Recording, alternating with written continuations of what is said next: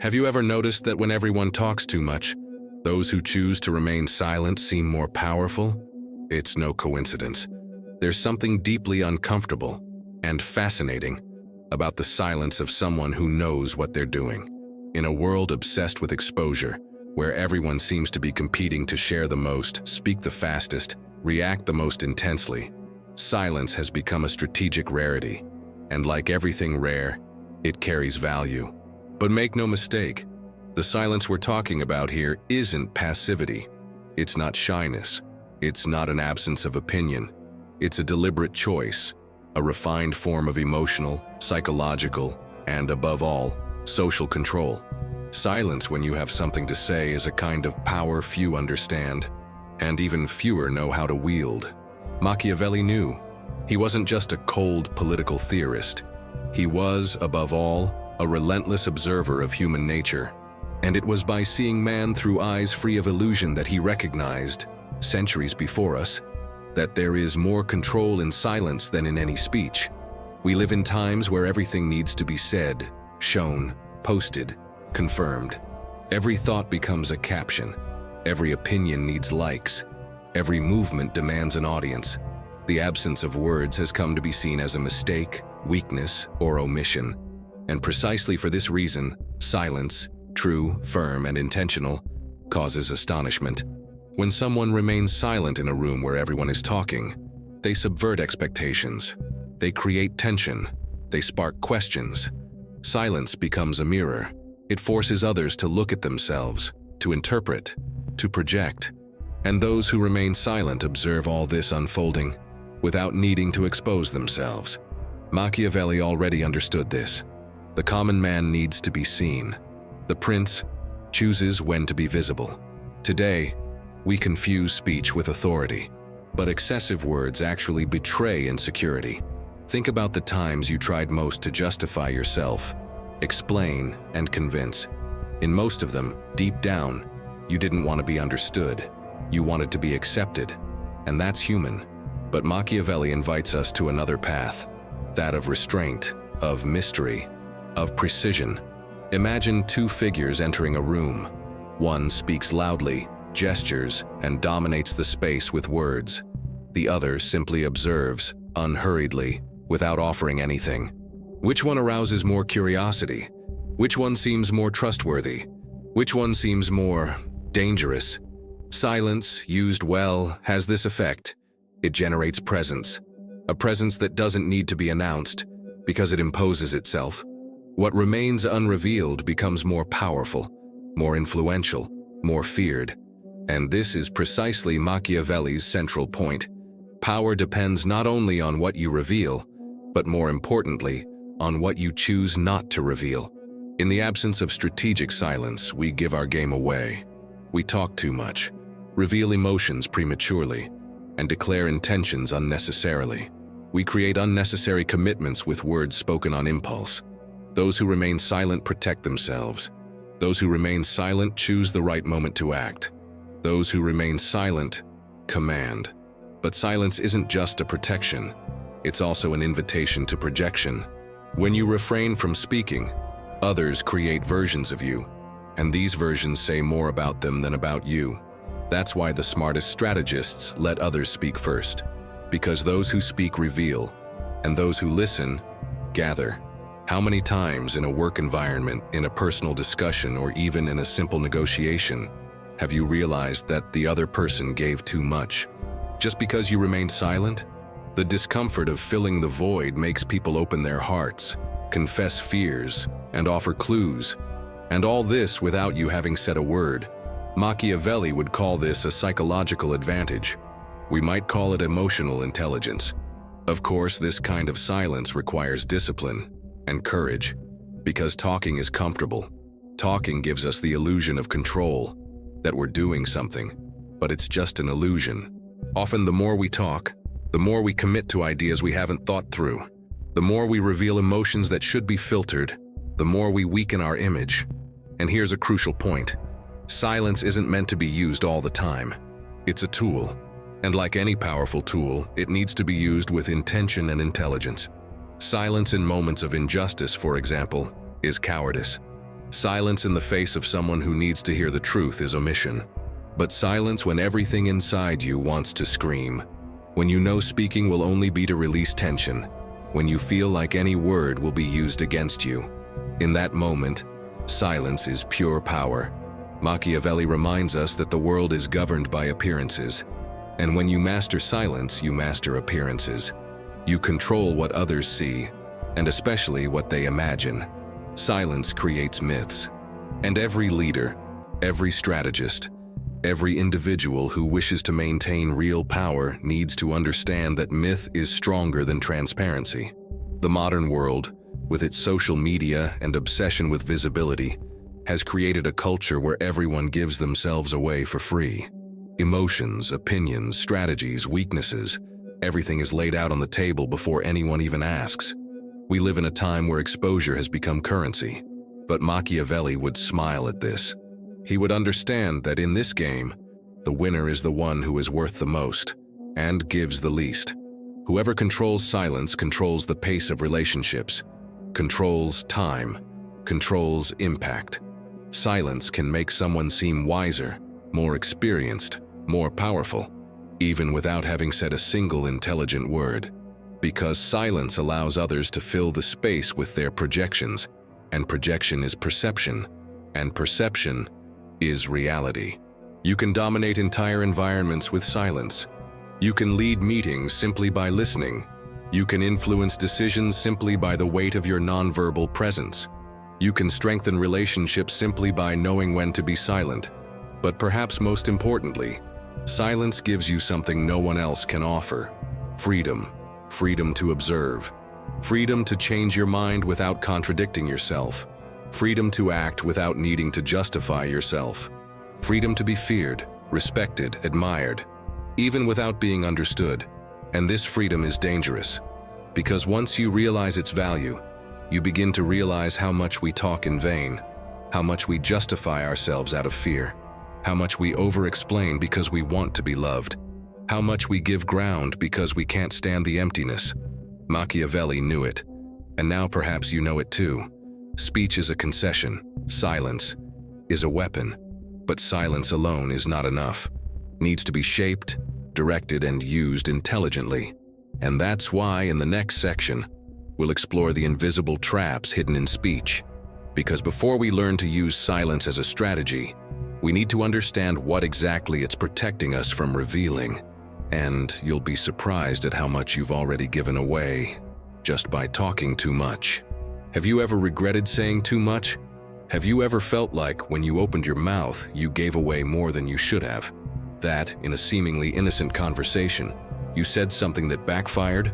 This is a common feeling, but it's not just discomfort. It's a strategic lesson. Machiavelli knew this, and he would warn us today without hesitation. Words have a cost that almost no one calculates. We live in a time when everything encourages us to speak, to express ourselves, to say what we think even when we're not sure, to share our plans even when they're still fragile, to justify our decisions even when no one asked us to. It's as if the modern world has become a subtle trap, one that rewards the immediacy of speech but punishes the lack of control over it. This is where Machiavelli, with his relentless lucidity, enters again like a beacon. For him, the true strategist is not just the one who thinks best, it's the one who speaks least. And they speak only when the benefit of speaking outweighs the risk of revealing themselves. Most people don't realize this. They talk to appear confident, when in reality they're trying to hide their insecurity. They talk to take up space, when in reality they're trying not to feel irrelevant.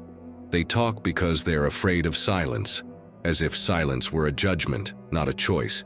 But when you talk too much, you commit yourself. Every sentence you say is a trail you leave behind. If you change course, someone might point out, "But you said you'd do it differently." If you backtrack, someone might accuse, "But you promised." Every word creates expectation, and every expectation turns into a future demand. It's like building a prison with your own hands, brick by brick, using words as mortar. You don't see the bars forming until you realize you can no longer move without sounding incoherent. How many times have you said something just to save face? How many times have you agreed with an opinion just to feel included? How many times have you revealed a plan just to feel accepted, even though you knew it wasn't yet mature? This happens all the time, down to the smallest details. Imagine a work environment. A colleague shares every detail of their productivity, talks about every step of the project, constantly trying to show that they're doing a lot. The intention seems good. But what happens over time? People come to expect this level of exposure constantly. They can no longer back down. They can't make mistakes without being noticed. They've become hostage to their own transparency. Meanwhile, another colleague speaks less. He shows ready-made results. He only appears when necessary. He maintains a certain air of reserve. No one knows exactly what he thinks, but everyone respects him. His words carry more weight because they are rare. He has more margin for error because he hasn't created impossible expectations. He seems more stable, not because he's more competent, but because he speaks less. This is the paradox. The more you talk, the easier you become to read. The more you explain yourself, the more room you give to be questioned. The more you reveal yourself, the more you lose the mystery that generates respect. Machiavelli said it's better to be feared than loved when you can't be both. And to be feared, or in modern terms, respected, you have to create distance. And distance is built with silence. There's something profoundly powerful about not justifying your actions, about not responding to every criticism, about not rushing to explain everything. This takes courage, but it conveys strength, because what isn't explained gains a layer of authority. The world begins to interpret your reserve as wisdom, your firmness as clarity, your lack of response as strategy. And even when words aren't public, they still carry risks. Think about the private conversations where you revealed too much, where you talked about a coworker, a relationship, a future plan. Now think about what happened when those words were leaked, distorted, taken out of context. What was meant to be intimate became ammunition. What was meant to be a vent became evidence against you. Machiavelli knew that human nature is fickle, that loyalties shift, that today you are a friend, tomorrow an obstacle. And so he warned, don't say more than necessary, because when the tide changes, everything you say can and will be used against you. In the political environment he knew, riddled with betrayals, exiles, and fragile alliances, a word spoken at the wrong time could mean death. Today, the risk may not be physical, but it remains real. Too many words still destroy reputations, end relationships, dismantle strategies, and create enemies. Now think about social media. How many times have you seen people canceled for something they said years ago? A phrase taken out of context, an immature opinion, a misinterpreted joke. What was once just an expression became a sentence. Because the internet doesn't forget, and more importantly, it doesn't forgive those who speak without thinking. The problem isn't having an opinion. It's the illusion that all opinions need to be expressed. The truth is that in many cases, the best answer is none. The best argument is silence. The best defense is not giving ammunition. And that's not cowardice. It's intelligence. Machiavelli reminds us that a person is judged more by appearances than by essence. So if everything you show becomes appearance, at least let it be an appearance that works in your favor. The appearance of sobriety, of prudence, of restraint. All of this is built not with grand speeches, but with what you choose not to say. And the most fascinating thing is that, by speaking less, you gain more inner space, more time to think, more clarity to act, more freedom to change course without having to explain yourself. Those who talk too much get stuck. Those who speak little move with ease. Have you ever felt that weight of having to maintain a narrative you've created yourself? Have you ever noticed how difficult it is to change your mind when you've said too much about something? Have you ever felt trapped by your own words?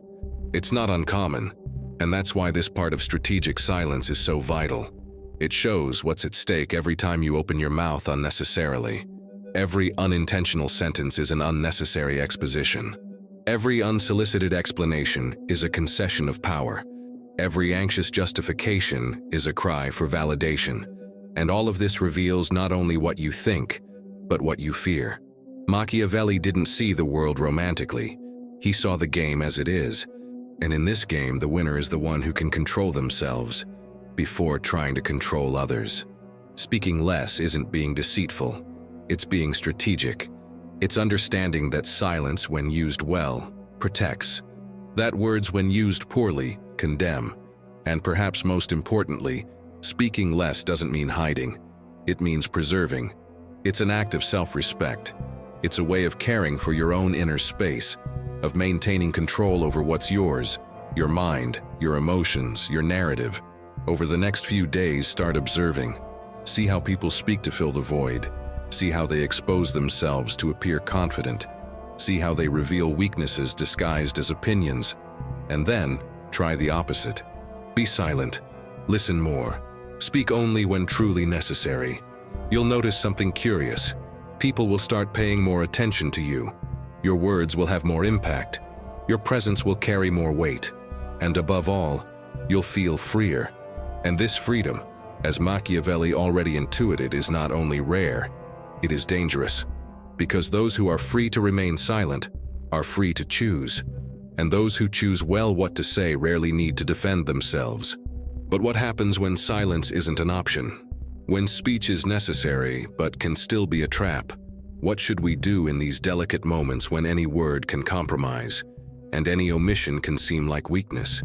That's where we come to the next part, the intentional use of silence as a weapon, not just as protection. Have you ever wondered why some people seem to have complete control over a situation, even without saying a word? There are times when someone walks into a room and, without needing to speak, changes the energy of the room. People pay attention. They stop. They observe. And this effect, which many mistake for natural charisma, is actually a type of silence. But not just any silence. It's a molded silence. Strategic. Conscious. Machiavelli understood this better than anyone. For him, power lies not only in knowing what to say, but above all in knowing when and how to remain silent. Silence, for Machiavelli, was a superior language. Not because it is empty, but because it is full of intention. But if silence is so powerful, why does it seem so difficult to practice? Why, even when we know that speaking exposes us, do we continue to speak? Perhaps because we never learned that silence isn't just one thing. It's not simply being quiet. Have you ever considered that there are different forms of silence? That each one carries a specific function? That some silence to protect, others to dominate, and still others to manipulate the perception of others? When you understand this, silence ceases to be absence and becomes invisible action. It's as if there are 3 layers of silence, each more subtle and more powerful than the last. The first is the silence of observation, a silence that serves to absorb, to understand, to anticipate. It's the silence of the hunter who waits, of the diplomat who listens more than he speaks, of the player who doesn't reveal his card. Machiavelli said, "The wise man does immediately what the fool does finally." The fool speaks quickly, rushes in, and gives in. The wise man observes first, and by the time others try to explain their feelings, he has already grasped what is really happening. Have you seen this in meetings? In uncomfortable conversations, in tense negotiations? Why do some people seem to know exactly when to speak? It's not a gift. It's practice. It's patience. It's self-control. Most people speak because they can't bear the discomfort of uncertainty. They speak to protect themselves from the feeling of not knowing. But it is precisely in this vacuum, in this moment when no one knows exactly what will come, that the observer finds an advantage. They see where the voids, the fears, the contradictions lie, and they see in silence. Have you ever stopped to consider how silence can be more informative than speech? While everyone else tries to impress with words, the silent person collects data, reads expressions, observes reactions, and identifies patterns. They are learning, unnoticed. And meanwhile, others are being analyzed without realizing it. This silent observation isn't cowardly, it's strategic. It's what allows us to act with precision, to speak at the right moment, to act when the other person is vulnerable. The second layer of silence is what we might call the silence of authority, a silence that builds presence, that gives weight to words. that transforms any simple statement into something worthy of attention. Have you ever noticed how great leaders speak less, but when they do, they are listened to with reverence? This isn't by chance. It's because they don't wear out their presence. They maintain their impact, and this impact is born from silence. Machiavelli wrote about the need to appear more than one is, and silence, when used well, gives a leader this appearance of wisdom, strength, and dominance. Even if internally he or she is doubtful, even if he or she doesn't have all the answers, because the silence of authority doesn't require certainty, it requires posture, and posture is perceived before words. What happens when a leader talks too much? They dilute themselves. They lose their mystery. Their opinions become commonplace. Their decisions seem fragile. They become too accessible, and therefore too questionable. And no one respects something that seems accessible all the time. Have you been using your words as a shield or as a weight? Have you been speaking to appear present, but are actually weakening your own image? It's uncomfortable to acknowledge this, because we're taught to always communicate, to respond to everything, to participate in every conversation. But that doesn't build authority. It builds saturation. True authority comes from controlling one's own exposure, from understanding that every word is a choice, a gamble, and that the less you say, the more room there is for your words to make an impact. The third layer of silence is the most subtle, and perhaps the most powerful. It is the silence of ambiguity, a silence that serves not to observe or impose, but to confuse, to keep the other guessing, to allow for multiple interpretations. Have you ever noticed how experienced politicians never say exactly what they think? How they leave sentences hanging, open-ended answers, messages that appeal to different audiences at the same time? This isn't indecision, it's strategy. It's what Machiavelli called the art of dissimulation. It's not lying, it's not compromising. It's letting the other person fill in what's missing, with their own expectations, desires, or fears. It's allowing each person to see what they want to see. And that's powerful, because when you become ambiguous, you don't get stuck. You don't have to backtrack, you don't have to explain. You can change direction without seeming inconsistent. You can protect yourself without seeming remiss. Ambiguity breeds flexibility, and flexibility is key to survival in unstable environments. Think about any difficult negotiation. When you speak too clearly, the other side starts thinking about how to defend itself. But when you leave room, when you don't fully reveal your position, you maintain leverage. You maintain control. Ambiguity also operates in relationships. How many times has excessive transparency killed interest? How many times has mystery created more attraction than open honesty? This doesn't mean being fake. It means being smart. It means choosing what to reveal. It means understanding that not everything needs to be said, and that, often, what's left unsaid communicates more. Have you ever practiced any of these silences without realizing it? Have you ever failed to respond to a provocation, and the next day, felt that your absence carried more weight than any answer? Have you ever kept a plan secret, only to reveal it when it was ready, and felt that the surprise had more impact than any previous promise? These moments show how silence can be active. It can be offensive. It can be strategic. What Machiavelli clearly teaches us is that communication isn't limited to what's said. It's often more effective when we operate on what's unsaid, on what's intuited, on what's interpreted. Powerful communication begins with self-awareness, and silence is proof that you are in control of yourself. But that doesn't mean silence is always the best course of action. Silence is a tool, and like any powerful tool, it can be misused. It can generate noise. It can be interpreted as weakness if used out of context. So the question is, how do you know what kind of silence to use, and when? How do you put this awareness into practice in your daily life without seeming manipulative or distant? This is precisely the next step, because silence only becomes real power when applied with intention. And this application requires emotional strategy, situational awareness, and the courage to resist the pressure to speak just to fill the void. In the next part, we'll explore how silence profoundly affects others, not only in communication but psychologically, because when we speak, the other person listens. But when we're silent, the other person imagines. And that's where true mastery lies. Most people believe that the power of a message lies in the words, that the impact comes from what is said, the way it is said, the intensity of the voice, or the eloquence of the speaker. But what few realize is that, in many contexts, the absence of words is far more powerful than any speech.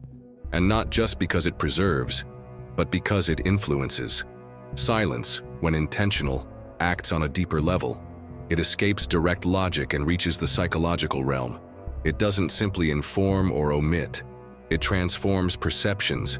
It shapes behaviors. It disrupts certainties. And that's why it's so uncomfortable for those who face it. A study published by Harvard University showed that in uncomfortable conversations, 67% of people prefer to fill the silence immediately, even when they have nothing relevant to say. This means that, faced with a small vacuum, most people choose to speak simply to alleviate their own discomfort. And in that moment, without realizing it, you reveal much more than you'd like. Have you ever seen this happen? A meeting where someone pauses and another immediately rushes to fill the space? An interrogation where the investigator's silence prompts the suspect to start talking too much? A conflict where, after receiving no response, the other person begins to argue more intensely, trying to break the silence. What's at stake here isn't just emotional control, it's mastery of psychic space. Whoever can maintain silence in a tense moment assumes, even without saying so, control of the situation. And more importantly, they activate a process of projection in the other person. When someone remains silent, the other person's brain starts working overtime to interpret that behavior. Why didn't they respond? What are they thinking? Are they disappointed? Are they judging? Are they going to get revenge? The lack of response becomes fertile ground for speculation. This open space, this lack of definition, creates a psychological effect called an information gap. It's like a puzzle with a missing piece. The human brain hates emptiness and tries to fill it with what it already has: past experiences, unresolved emotions, expectations. And the more emotional the context, the more irrational the filling of this gap. Machiavelli understood this process instinctively. He didn't need neuroscience to know that man projects onto others what he fears within himself. He observed the power plays of the court and knew, silence frightens because it reveals nothing, and what remains unrevealed is free to be everything. This freedom is dangerous, because the more interpretations you allow, the harder it is for the other person to react accurately. They hesitate, they wait, they get confused, and in that time, you advance, not with force, but with position. Silence creates this advantageous space, but it requires a component not everyone possesses: resilience. It's much easier to give in to the temptation to explain yourself, to justify yourself, to respond to provocation. It's a momentary relief, but the cost is high, because by breaking the silence too soon, you deliver what the other person needed: clarity. And clarity in this case is vulnerability. Have you ever experienced a situation where someone used silence against you? Perhaps during a breakup, in a meeting where you expected support and received only a look, in a conflict where the other person didn't react, and you found yourself talking more and more, trying to elicit some reaction, any sign. What's left unsaid begins to weigh more heavily than any argument, and the mind, desperate for explanations, begins to create dangerous narratives. That's why well-placed silence can be more devastating than any response. It doesn't just disarm, it exposes the other person to themselves, because it forces them to confront their own thoughts without a verbal mirror to react. The human brain processes silence as a negative stimulus only when it's unexpected, and that's precisely where the strategic power lies: creating pauses where the other expected movement, creating absence where the other expected presence, creating doubt where the other sought confirmation. Machiavelli would say that silence, when used well, is like a shadow. It doesn't attack, but envelops. And those involved are vulnerable. An interesting example comes from the legal field. Experienced lawyers know that during a deposition, a long pause can be more effective than a series of questions. When a deponent answers something suspicious, and the lawyer remains silent, looking into their eyes. The chances are high that the person will continue talking, trying to justify themselves, and the more they talk, the more complicated things become. Another example is in sales. Good negotiators use silence as part of their closing tactic. After presenting the price or a delicate condition, they remain silent. Most buyers rush to fill this gap, usually asking for a discount, and the salesperson silently was already expecting it. But silence isn't just about creating an advantage, it also communicates presence. When someone remains silent in a moment of pain, loss, or another's fragility, that silence can be the most honest form of respect. Because there are pains that don't require explanation, they demand space. And silence in this case isn't absence, it's empathy without noise. Understanding when to be silent means understanding the other person on a deeper level. It's knowing that there are times when any word will be noise, and there are other times when the absence of words will be a gateway to what truly matters. There's a curious fact. Leadership studies show that leaders who take more pauses during meetings are perceived as more intelligent and trustworthy, not because they know more, but because they create a rhythm where silence signals thoughtfulness. They don't rush to respond. They demonstrate with the pause time that they're thinking, and this generates respect. This is a powerful shift in expectations, because most people still believe that being smart means speaking quickly. But when you break that pattern, when you demonstrate that you can remain silent without losing control, you reset the dynamics of the conversation. What's more, you create an internal space, a space where your emotions don't mix with your responses, where your judgment isn't automatic, where your words, when they finally come out, have depth. Machiavelli would call this strategic restraint. But how can we apply this to everyday life? How can we use silence not just as an absence of speech, but as an architecture of presence? Start small. In intense conversations, resist the urge to respond immediately. Just listen. Notice how the other person fills the space. See what's between the lines. In arguments, try pausing before counter-arguing. This pause isn't passivity, it's control. It shows that you don't react impulsively, that you listen, that you choose. And choice in this context is worth more than any rhetoric. In meetings, be the last to speak.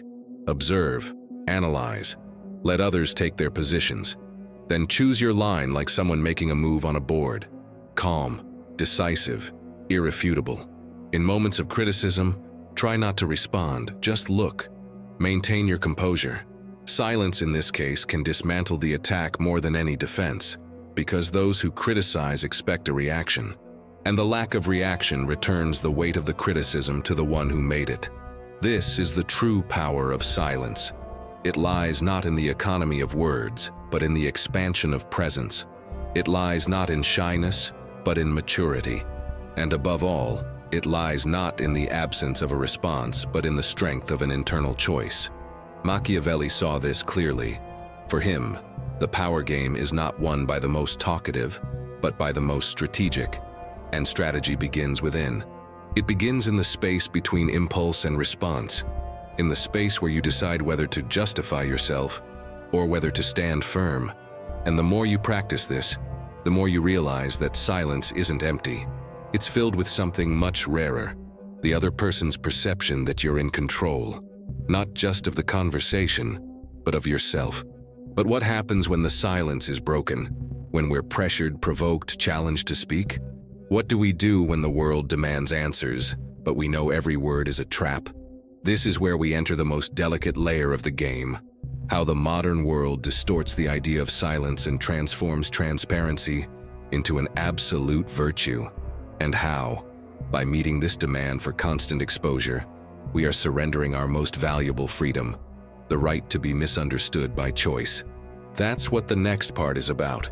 In recent years, the word transparency has become a mantra, repeated by companies, influencers, leaders, and even intimate relationships. It has come to be treated as an absolute virtue. To be transparent is to be authentic. To be transparent is to be trustworthy. To be transparent is to be human. This is the dominant narrative, and like every dominant narrative, it needs to be challenged. Machiavelli, if he were alive today, would warn us with a firm gaze. Beware of absolute virtues, because every blind virtue is a trap waiting to be sprung. And transparency, however well-intentioned it may seem, is one of the most sophisticated traps of our age. After all, what does being transparent mean? Is it showing everything? Is it always explaining yourself? Is it giving up privacy in the name of connection? Is it sharing your most intimate thoughts to validate your authenticity? The problem with this idea is that it confuses sincerity with exposure, and exposing yourself without strategy is a type of surrender that isn't always rewarded. Have you ever felt pressured to share something you didn't want to? To open up about your life to appear more accessible? To justify your decisions to maintain your image as someone real? Have you ever shared something and then felt like you'd said too much, that it left you vulnerable? These moments are common, and they reveal the silent price of excessive transparency. When Machiavelli said that men judge more by appearances than by essence, he wasn't being cynical. He was being realistic.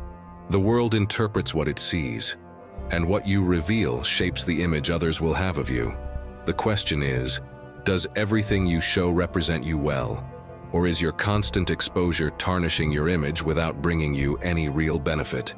Modern exposure culture has convinced us that hiding something is wrong, that privacy is synonymous with suspicion, that remaining silent is hiding the truth. But this logic, when taken to its extreme, destroys the most basic human right, the right not to be completely understood.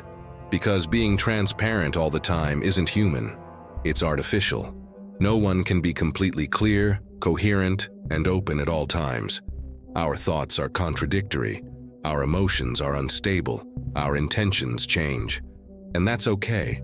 That's life.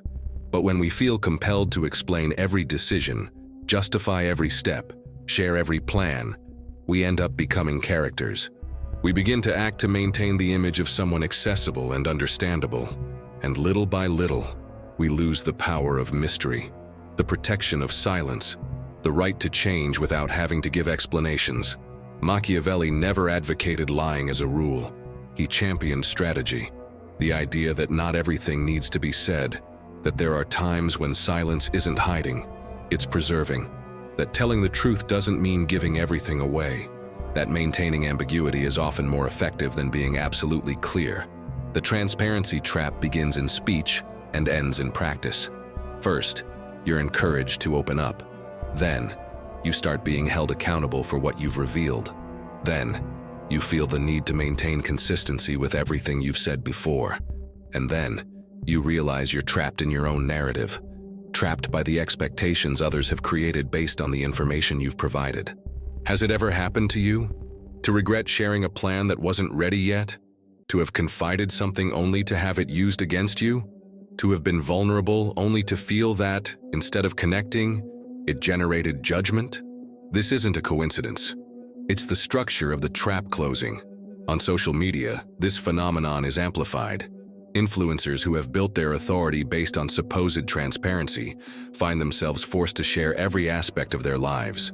When they want to preserve something, they are accused of hiding it. When they change their minds, they are called inconsistent. When they fail, they are accused as if they have betrayed the public's trust. It's a cycle of exposure, pressure, and punishment, and few can escape it without losing their sanity or their very identity. In personal relationships, the trap is more subtle. You start by telling more to connect, and little by little you realize you've lost the space of your own complexity, that you now need to be understood constantly, that you can no longer feel something without explaining it, that you can no longer back down without appearing unstable. Transparency at this point ceases to be a bridge and becomes a prison, and what was meant to be a connection becomes surveillance. But what's the alternative? Living in secret? Hiding everything? Becoming cold? Inaccessible? Distant? No. The answer isn't the opposite extreme. The answer is strategic balance. It's knowing what to say, when to say it, and most importantly, what not to say. It's reclaiming the right to preserve, to change your mind, to not expose yourself without purpose. And this begins with a shift in perception. understanding that silence can be more truthful than speech, that what's unsaid can protect more than what's explained, that complexity doesn't need to be resolved in words, that respect for one's own privacy is an act of strength, not weakness. Machiavelli saw this clearly. In his letters, he was direct, but never completely explicit. His writings have subtexts, they have gaps, they have codes, because he knew that, in a world where information circulates quickly, those who give everything away give themselves away. Transparency cannot be used as emotional blackmail. You owe nothing to anyone who demands you be completely open to prove you're trustworthy. True trust isn't born from absolute exposure. It's born from the consistency between what you show and what you back up with actions. You can be authentic without being predictable. You can be true without being completely legible. You can be whole without having to expose everything. And that's not hiding, it's protecting yourself. Because the world doesn't always want to understand you. Sometimes it just wants ammunition to control you. And the more predictable you are, the easier it is to manipulate. The easier it is to attack.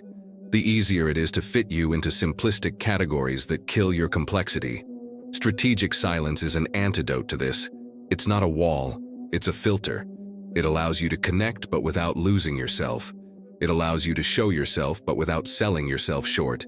It allows you to share but without tying yourself down. Start by observing where you've been impulsively exposing yourself. Where you've been saying too much to appear trustworthy. Where you've been sharing more than you'd like just to maintain an image of transparency. Then try keeping quiet. Feel the discomfort. It's normal, but it will soon be replaced by a new feeling: control. You don't have to constantly explain yourself. You don't have to justify every change. You don't have to give everything away all the time. You can, yes, keep parts of yourself inaccessible, and still be worthy of trust, respect, and love. Machiavelli said that public commitments bind a man to the past, that often a prince must break his promises to protect what he truly is. This principle applies to all of us, because in the end, the value of your word also lies in your ability to know when not to say it. Transparency has become a modern fetish, an idol with glass feet, and the more we exalt it, the more fragile we become. It's time to look at this more consciously, to understand that constant exposure is not a virtue, it's vulnerability without strategy. In the next part, we'll explore how to intelligently apply silence in real-world settings, how to transform this awareness into practical action, because knowing how to be silent is good, but knowing when and how to be silent is what transforms ordinary people into true strategists. We've reached the end of a silent, and at the same time, profoundly transformative journey. A journey in which we've gradually torn apart the veil of noise to see what almost no one has the courage to face. True power isn't in what's shouted, it's in what's sustained in silence. You don't need applause to validate your strength, nor long speeches to assert your intelligence. You don't need to expose yourself to be authentic, nor justify yourself to deserve respect. What you need is awareness, discipline, and the courage to act contrary to the noisy flow of the majority. Machiavelli never wrote about the digital world, but his teachings have survived the centuries because they address something that doesn't change: human nature. And deep down, human beings remain the same, driven by fear, desire, vanity, and insecurity. What has changed is the stage. What was once done in stone corridors is now done on timelines. What was once said in sealed letters is now published in stories. But the game is the same. And in this game, those who learn to remain silent with intention, observe carefully, and act with precision will always be one step ahead. Because most remain trapped in their own impulsiveness. And all impulsiveness is predictable. But you don't have to be one of them, so now is the time to apply. To move from contemplation to practice. To transform reflection into action. Because knowledge doesn't change anyone. What changes is acting on what we know. And to that end, we'll outline a simple yet profound strategic plan. A plan for you to internalize and live the principles of silence as strength. First, start with mindful observation. For the next 7 days, don't change anything. Just observe.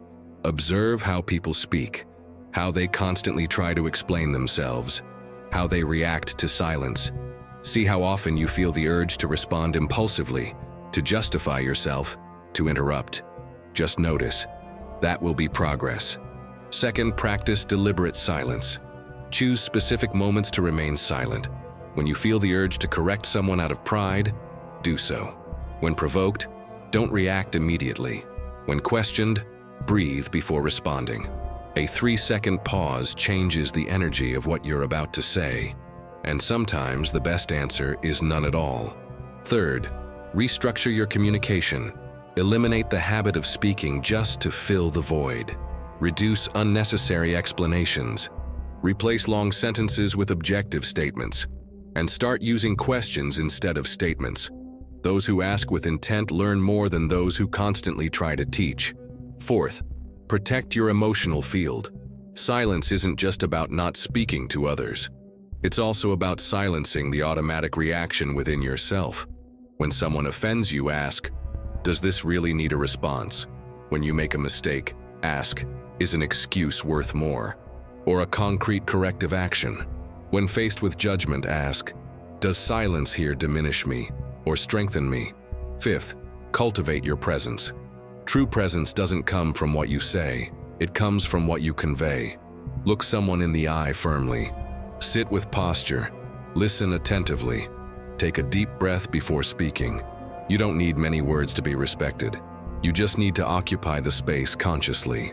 Sixth, use silence as a protective strategy. Reveal your plans only when necessary. Share your pain only with those who deserve it. Show your opinion when it's constructive, not when it's just venting. Keep your projects protected until they're mature. Silence is also a shield. Seventh, value your own complexity. Don't accept the pressure to be completely understood. Don't force yourself to explain every decision. You have the right to be incomplete, contradictory, and mysterious. This isn't weakness, it's humanity. And protecting it is a sign of strength. Strategic silence isn't about isolating yourself. It's not about distancing yourself. It's about choosing who, when, and how to connect with. It's about rejecting the cry of the majority to listen to the whisper of your own conscience. It's about transforming every word that comes out of your mouth into a calculated act of presence. Have you ever stopped to consider that perhaps the best decisions in your life were made in silence? That the most important turning points happened when you stopped talking and started listening? That the moments of greatest clarity came not from advice, but from the inner space you had the courage to create? It's in this space that leadership is born. Not leadership over others, but leadership over yourself. And it's this leadership that protects you from manipulation, senseless exposure, and emotional exhaustion. Because when you lead yourself, no one else defines your worth. Perhaps the hardest part of this process is enduring the discomfort, because true silence isn't calm at first. It unsettles, it challenges. It shows how dependent we were on others' reactions. But it's in this unrest that true mastery is born. Not over the world, but over oneself. From now on, every silence you choose will carry a different weight, because it will no longer be omission. It will be presence. It will be direction. It will be choice. And every conscious choice has power. So, if something in this video touched you, bothered you, or inspired you, make it a start. Start small, but start. Choose a moment today to be silent with intention, not to protect yourself out of fear, but to speak out clearly, to assert yourself without having to explain yourself, to exist without having to expose yourself.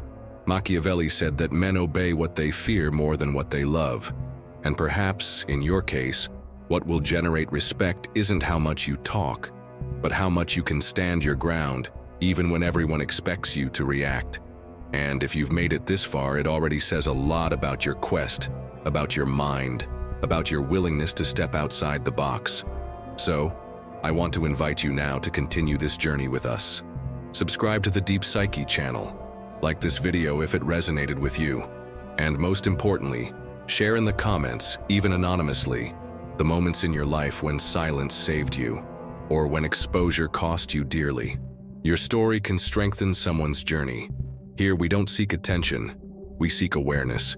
And together, we build a space where what's unsaid also has value, where the truth doesn't scream, but imposes itself, and where silence isn't absence, it's strategic presence. See you in the next video.